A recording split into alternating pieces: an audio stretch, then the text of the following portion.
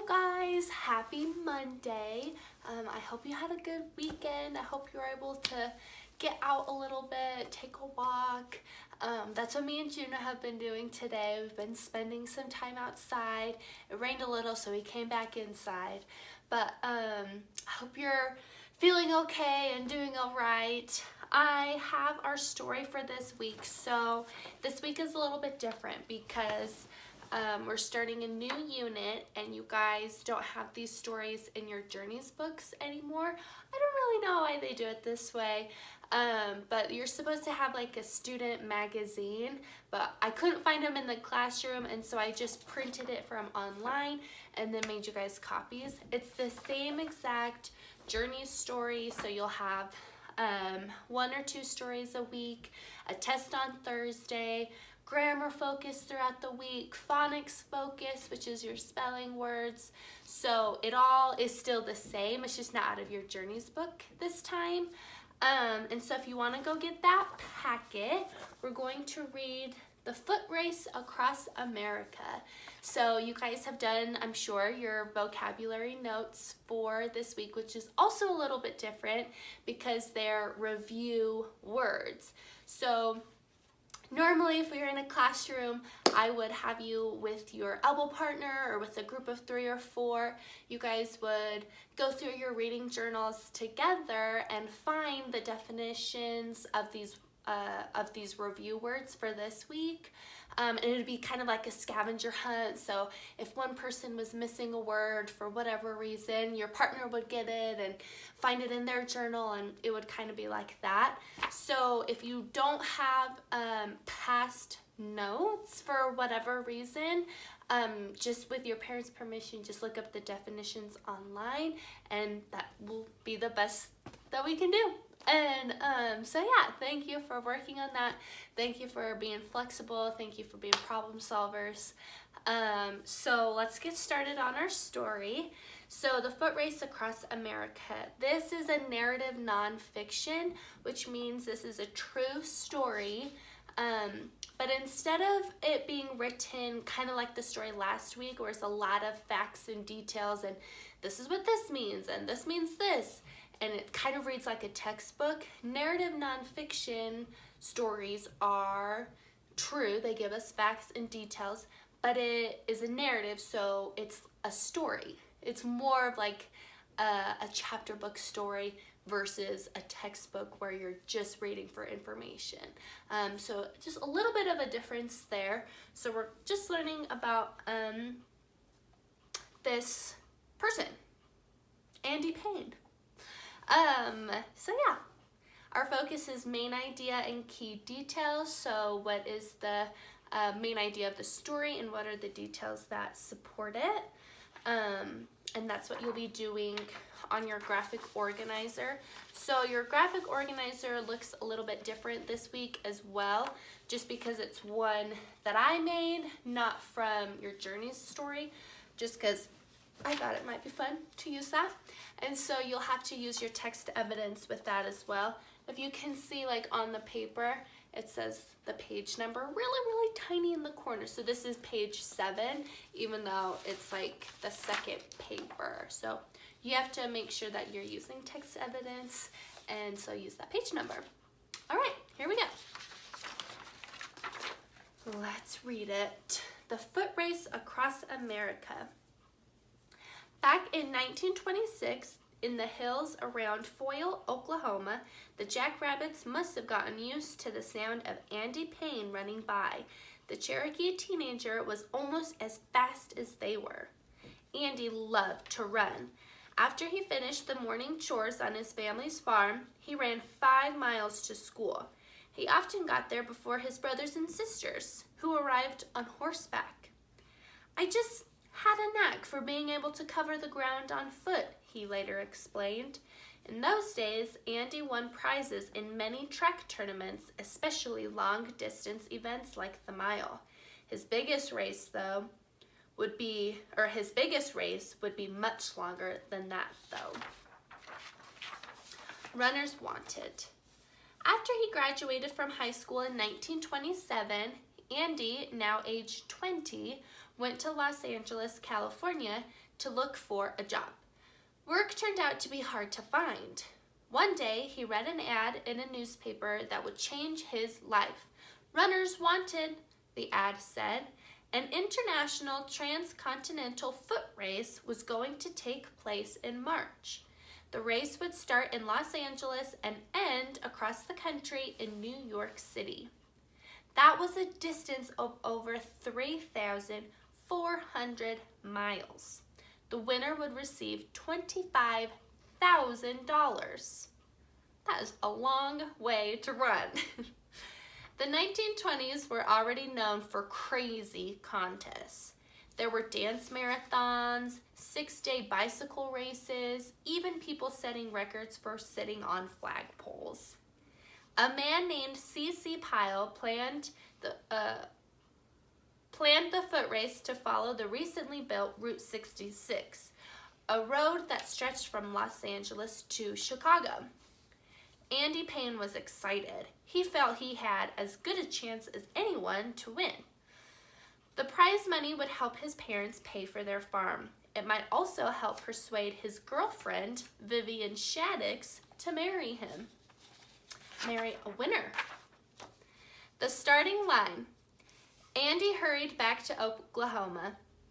He talked his father and local officials into lending him the $125 he needed to enter the race. Then he returned to California to train. After 3 weeks of running and getting into shape there, he felt ready. On the morning of March 4th, 1928, Andy lined up with nearly 200 other runners at the starting line. They came from across the United States as well as from other countries, including Finland, Switzerland, Canada, and Italy. They were as young as 16 and as old as 63. A few were already famous for competing in marathons and other long-distance races. One was the son of a millionaire. Most, however, were poor. In 1928, an average factory worker earned $1,200 a year. Winning the prize money would be like receiving 20 years' salary. Wow. Finally, the great football player Red Grange gave the signal. Boom! All 199 men sprang forward, each one dreaming of victory in New York City. Over mountains and deserts. The first day of the race was the easiest. All the runners made it to the town of Puente, California, 17 miles away, but it would soon get harder. The runners had to climb steep Cajon Pass, Cajon Pass, and then deal with the intense heat of the Mojave Desert. By the 12th of March, 1 week into the race, more than 50 runners had dropped out, tired by the steep climbs and blistered by the desert sun. A record was kept of the runners' time for each day. Surprising many of the more famous runners was number 43, Andy Payne. Andy was running in 3rd place. As the runners left behind California for Arizona, they faced even tougher climbs.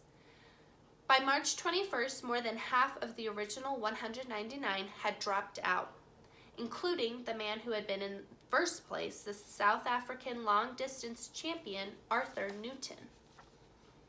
So here's the map, all the way across the country. Running. It's crazy. The runners had also discovered that C.C. Pyle, the race organizer, was not a man of his word. Instead of the big meals they enjoyed at the start of the race, they were now served poor stews. Often, Pyle's big caravan, nicknamed America, was late with the tents, cots, and blankets, which were never washed. Then the runners were forced to sleep in barns or stables. So, didn't seem like a very good situation. Andy Payne was having his own troubles. He had tonsillitis and a fever, but he kept up the pace. After the runners had made their way through the snow and mud of northern Texas, Andy entered his home state of Oklahoma in the lead. The Bunyan Derby. By now, the foot race was attracting lots of attention. The newspapers had begun to call it the Bunyan Derby, but Andy was lucky. He didn't have bunions swelling up the big toes. In Oklahoma City, Andy told a cheering crowd and the governor of the state, "Hope to see you in New York." When he ran through his hometown of Foyle, he took a few minutes to visit his girlfriend Vivian and his family, and he bought a new pair of running shoes. Andy was becoming friendly with some of the other runners. One, John Salo, had adopted a dog in Arizona named Blisters and ran with the Blisters all the way to Missouri. Philip Granville, a Canadian, believed he could win the race by walking. Then he changed his mind and he began to run. Andy's closest friend was also his closest rival, an Englishman named Peter Gavuzzi. They traded the lead from Oklahoma to Ohio. That was where Peter, more than 6 hours ahead of Andy, had to drop out because of a toothache. With 1,000 miles left to go, Andy Payne took over first place for good. This is so wild. I've never even heard of this. The finish line. By the third week of May, the runners were closing in on New York City. The daily distances were getting longer. One day, the men ran nearly 75 miles. C.C. Pyle, the race organizer, was broke. It wasn't certain that he would be able to pay the winners the prize money. But on May 26, 1928, the Bunioneers, as the 55 remaining runners were now called, came plodding into New York's Madison Square Garden. Even though they had been running for 84 days, they had to keep running, circling the arena for another 20 miles before the race was over. In the end, C.C. Pyle did come up with the money. It took 573 hours, 4 minutes, and 34 seconds, but Andy Payne achieved his dream. He won the $25,000 first prize. John Salo and Blisters, the dog, won the $10,000 second prize. Philip Granville, the Canadian walker, won the third prize of $5,000. Andy took the train back to Oklahoma. True to his word, he paid what his family owed on their farm. In 1929, he married Vivian Shaddix. That year, there was a second transcontinental foot race. This one was going in the opposite direction, from New York City to Los Angeles. Andy did not take part. The winner was Peter Gavuzzi. Remember him? His sore tooth was all healed. Today, people still remember Andy Payne for his remarkable achievement.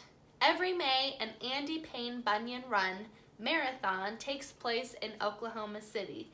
And if you happen to be traveling on Route 66 by Andy's hometown of Foyle, you'll see a life-size statue of Andy doing what he loved to do, running. That is so awesome. Let's see, it says, Madison Square Garden occupied this building from 1925 to 1968. This tiny little building. That is so awesome. What a cool story. Okay, so the main idea of this story, what do you guys think? And find details that help support it. What might help you guys find the 4 details are like these headings. So runners wanted. So do you remember what happened in that section? That's where we heard about the race, the starting line. That's kind of where it all began. Over mountains and deserts. I would look for the headings and find those details to come up with that big main idea. Yeah, what a cool story. Gosh, I had no idea. All right, well, that's all I have.